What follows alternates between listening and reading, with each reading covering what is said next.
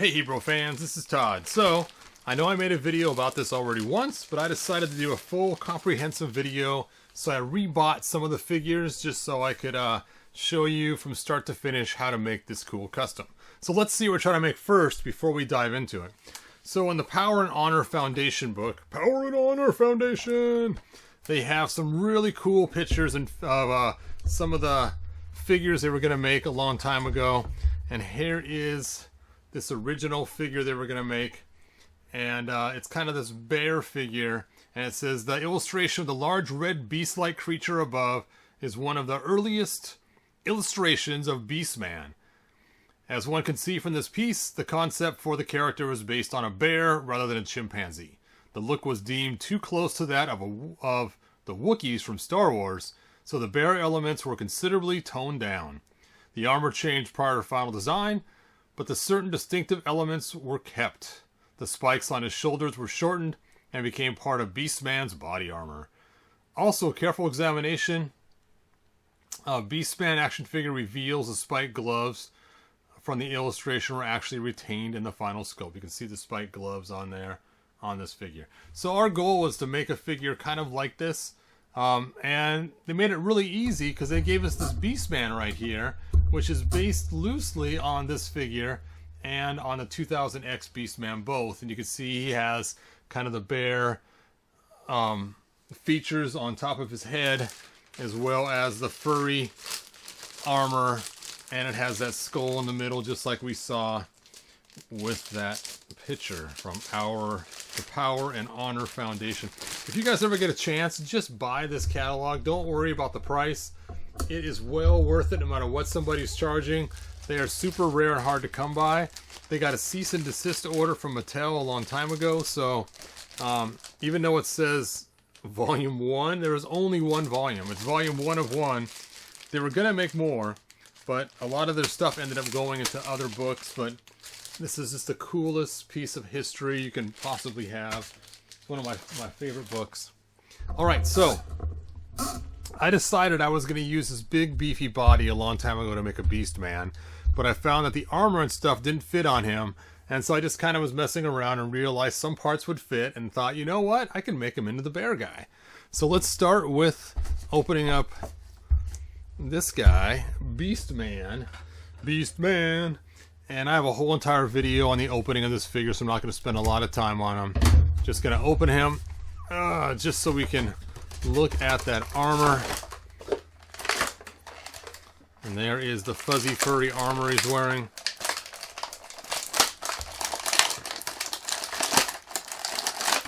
Let's just see if I can get that off of there. We'll take off the bear head first.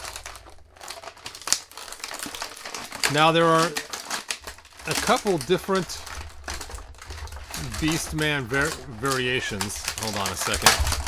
Let me get this armor off there first. Ooh. There we go.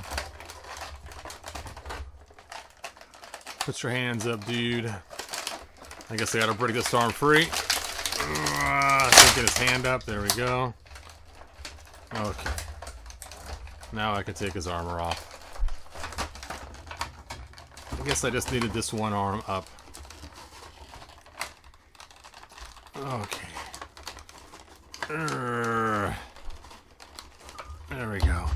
So a couple variations of this Beast Man. One is the teeth. Some have blue teeth and some have white teeth. As you can see, I have one that's kind of half and half.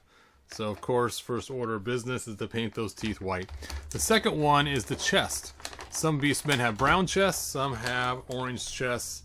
I was looking for the orange chest one. I gave up and finally went and bought another brown chest one. So, there you go. Alright, so this armor, if you take this armor and you heat it up and you push these spikes through, these spikes are what holds on the fur. So basically, now it makes a huge mess because his fur gets all wet and it's a huge disaster.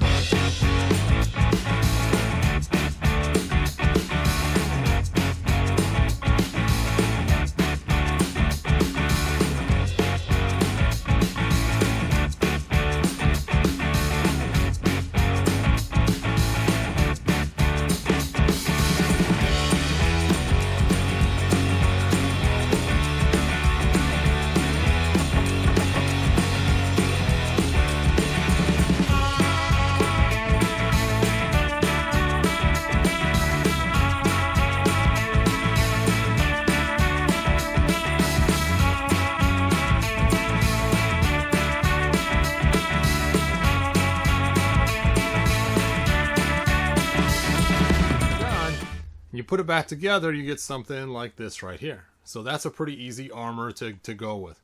So that was cool. So I can take and just throw this on the guy right now, and we're halfway home. So what I also did on the back is I actually cut the armor to this point because it would not fit all the way down on his back. Now I did take and stretch this out with a lot of heat and hot water. For some reason it is unstretched, so I'm going to have to get some more hot water and re-stretch it again. No. But before we jump into there, let's get to the next part of business, and that is the head.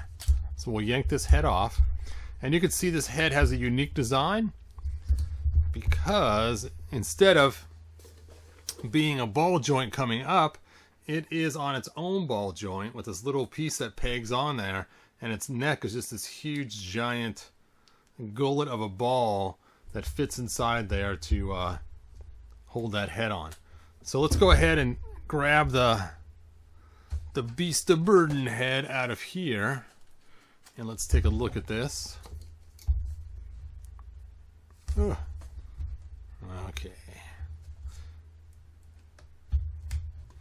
We'll just cut that tape right open.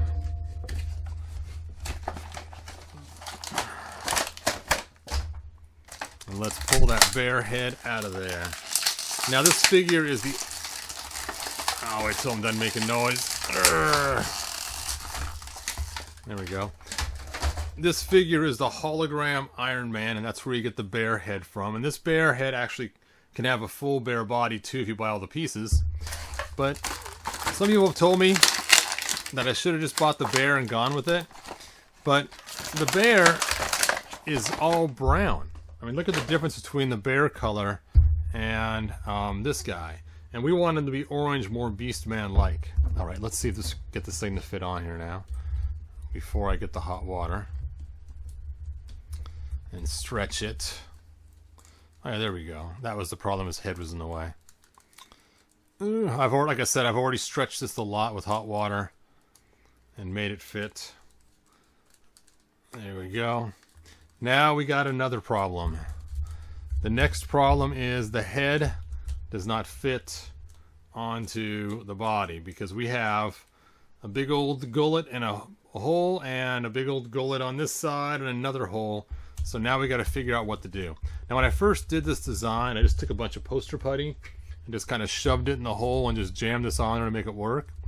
But then I realized I'm going to have a different solution that's much more cooler, and I'm going to actually include the STL file in this video for you guys to download on your own. So let me go ahead and show you this. So here is my bear connector piece that I made for the head to the body. And you can see this upper part right here goes into the bear head, and the bottom part goes into the Sasquatch body.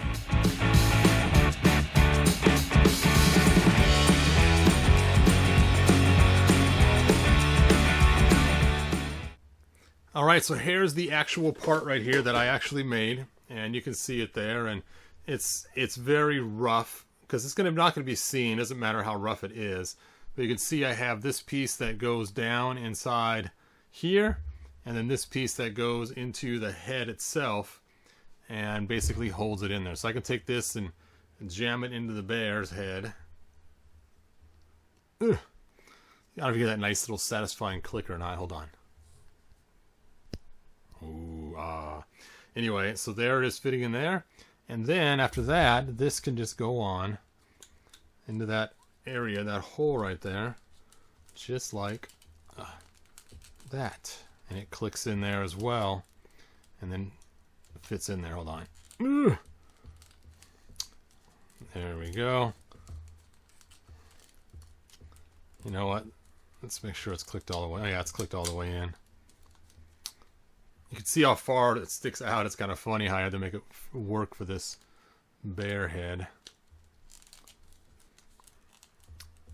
Alright, so now we are close to being done. The problem we have now is brown, orange. So what you want to do is you want to take your inks that I talk about all the time, and I'll put a link to the video, and you want to use the red and the yellow. 2 drops of red, 2 drops of yellow, 1 drop of water. 2, 2, and 1 water. Once you get those 3 drops, mix them really well. Use a brush that's super soft, and then take the brush and just start to lightly brush on that clear orangish color all over the bear head, and avoiding the teeth, avoiding the nose, avoiding the eyes. And when you're done, you get this really nice brown looking. Let me get the other light so you guys can really see the color change difference. It's slight, but it's enough to make a difference between the colors. So here's the original brown one, and here is the new red one. You can actually see the difference in those 2 heads. And just that little bit of wash just does the trick to give it the same look as our figure here. And you can see the difference of the brown versus the red and how much more it matches. And it's way better than trying to paint this all, because you're never going to paint it right and get all the cool extra coloring they added on there. You can see like there's some dark tones here and there. If you put a clear coat on just to tint it, you still have all those details without going back and repainting it all. All right, let's go ahead and put this head on. Ugh, fit in there. And now let's jam this back in there. Jam on it, jam on it, jam on and on and on it. There we go. Nice satisfying click. And there we go. There is our makeshift bear looking creature. Let's give him a big old... Well, you know what's kind of funny? I just realized he doesn't have any hands to grip anything. What kind of animal is that? Oh well. Anyway, so there is our Bear Beast Man, real quick. Custom, not a lot to it. Just some light tinting and stretching and cutting and downloading that STL file that I'm going to have on here for you guys. And that's it. And let's see how he looks next to the other classics or the other figures. So next to He-Man, he's kind of short, but I'm going to actually use him in my classics. Let's go ahead and take a look what he looks like next to a classics figure. Like He-Man here. He-Man. So you can kind of see the height difference. Let's go ahead and pull out this Beast Man while we're at it. All the way. Because this Beast Man I'm just going to keep intact. I might have to do a little bit of changing on his brown chest there. It's funny, his back is worse than his chest. It's just so brown, it's crazy. And like I said, I searched all the stores in the area trying to find an orange one, and I found nothing. I finally gave up and thought, okay, I'll just buy another brown one. Now, if you want to have a video on how to turn the brown orange again, I'll show you my Beast Man that I've already kind of transformed a little bit. And there we go. There is a righteous looking Beast Man if I ever saw one. Masterverse, cool job on this Beast Man. Except for the brown. Now you guys know I'm not a huge fan of some of the Masterverse joints. Fit on there. It's just so close. It just will not click all the way into place. I'll have to fight that later with the screwdriver and get it.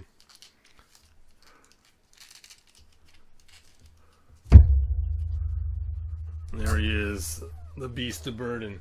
Now, where is...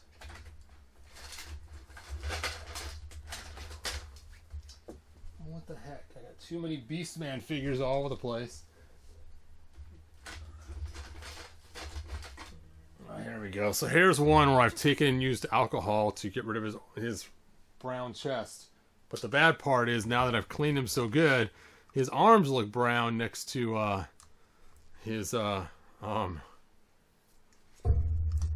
next to his chest, because I just did a little too good a job cleaning. So I'll be doing some more work on this Beast Man later on to make him the way I want exactly. But there you go. Here is my half done orange chest version. I'll toss him back in the pile. Alright, and that's it. leave your guys' comments. Let me know what you think about, you know what, you get a regular hand on this side, Beast Man. He has to be able to hold his weapon. Now I nailed it.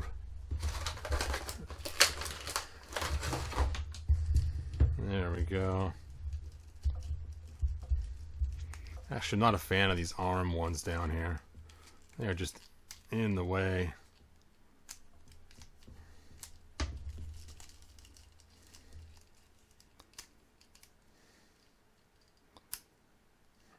Ugh.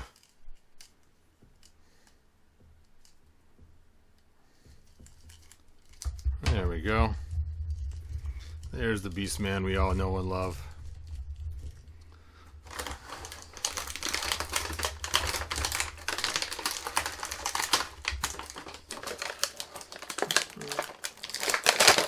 And he's got his giant club. Join the Beast Man Club. Oh! Oh, now he landed on Teela.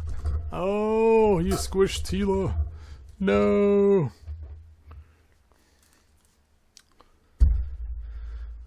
Alright, until next time, good journey. If you found it enjoyment, like,